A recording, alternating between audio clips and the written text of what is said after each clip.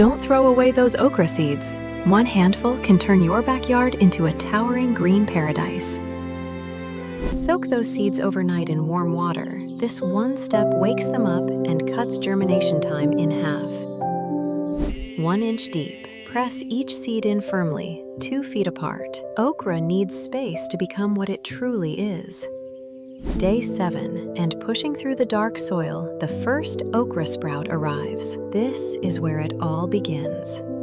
Day 25, the true leaves are here, deeply lobed and reaching upward fast. Okra doesn't slow down for anyone. Day 50, standing nearly 4 feet tall. And look, the very first flower bud is already forming. Day 60, that bud explodes into one of the most beautiful flowers in any backyard garden. Then watch what happens next.